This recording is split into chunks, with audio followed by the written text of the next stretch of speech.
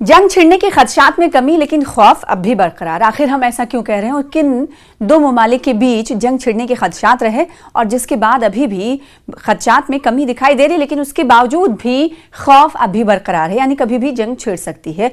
दोनों मुल्क हैं ईरान और अमेरिका। तेहरान हत्तुल इम्कान रियायतें पेश करने को तैयार। क्या ये डोनाल्ड ट्रंप के अज़ाइम के लिए काफ़ी होगा? ये बड़ा सवाल है। ईरान और अमेरिका के दरमियान हालिया दिनों में जंग छिड़ने के खदशात में निस्बतन कमी तो ज़रूर आई है, जिसकी वजह दोनों जानिब से जौहरी मामले और दिगर मामलात पर मुज़ाकरात शुरू करने का ऐलान है। ताहम ईरान पर अमरीकी हमले का खौफ अब भी बरकरार है, खास तौर पर गुज़िश्ता रोज़ पीर को जब अमरीकी सदर डोनाल्ड ट्रंप ने व्हाइट हाउस से इस बात की तस्दीक की कि बड़े बहरी जहाज़ ईरान की तरफ बढ़ रहे हैं। यहाँ तक कि ट्रंप ने इन्हें सबसे बड़े और बेहतरीन करार दिया था। दूसरी जानिब तेहरान अपने देरीना हरीफ के साथ समझौते की कोशिश कर रहा है और उसने अफजूदा यूरेनियम के ज़खायर की शरह पर मुज़ाकरात के इम्कान का इजहार भी किया है। अमरीकी अखबार न्यूयॉर्क टाइम्स की मंगल की रिपोर्ट के मुताबिक दो ईरानी हुक्काम ने इंकशाफ किया है कि तेहरान अपना जौहरी प्रोग्राम बंद करने या मुअत्तल करने के लिए तैयार है, जिसे एक बड़ी रियायत समझा जा रहा है। ताहम ईरान इस तजवीज़ को तरजीह देता है जो अमेरिका ने गुज़श्ता साल इलाकाई सतह पर जौहरी तवानाई की पैदावार के लिए एक कंसोर्शियम बनाने के हवाले से पेश की थी। इन हुक्काम ने यह भी बताया है कि ईरानी सुप्रीम नेशनल सिक्योरिटी काउंसिल के सेक्रेटरी अली लारिजानी ने हालिया दिनों में रूसी सदर व्लादिमीर पुतिन से मुलाकात की, जिसमें इन्होंने रहबर आला अली खामनाई का एक पैगाम पहुंचाया कि ईरान अफजूदा यूरेनियम रूस भेजने पर राजी हो सकता है, यानी कि ईरान यूरेनियम के संरक्षण को रूस भेजने पर राजी हो सकता है, जैसा कि 2015 के मुआहदे के तहत किया गया था। जब क्रेमलिन के तर्जुमान दमित्री पेस्कोव से इस बारे में पूछा गया तो उन्होंने गुज़िश्ता रोज़ कहा कि ये मौजू काफ़ी अरसे से एजेंडे में मौजूद है। उन्होंने ये भी इशारा दिया कि मॉस्को तमाम मुताल्लिका फरीक़ैन के साथ अपनी कोशिशें और राब्ते तेज़ कर रहा है।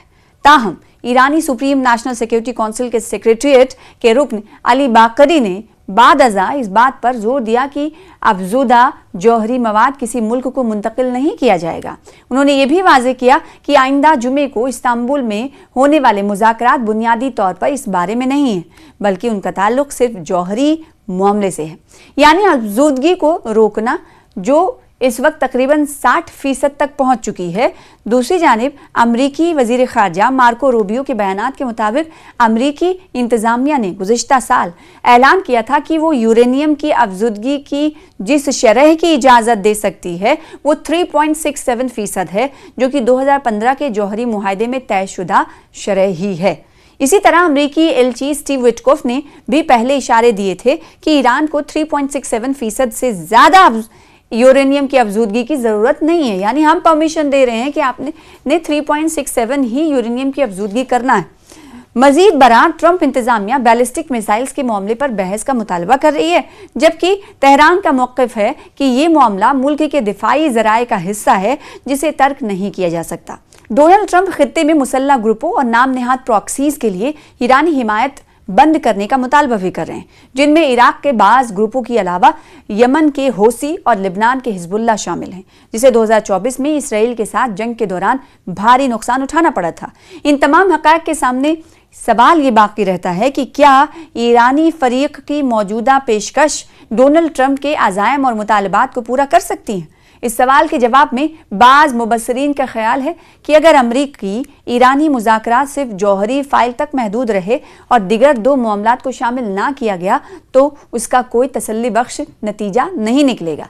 ईरानी तज्ज़िया निगार हैं और मुसन्निफ़ हैं, अली वाइज़न का नाम है। उन्होंने गुज़िश्ता शाम एक्स पर अपनी पोस्ट में लिखा कि अगर ये बातचीत वाकई सिर्फ जौहरी फ़ाइल तक महदूद रही तो इस बात का इम्कान है कि ये ज़्यादा आगे बढ़ सकेगी, चाहे ईरानी कुछ भी पेश करें।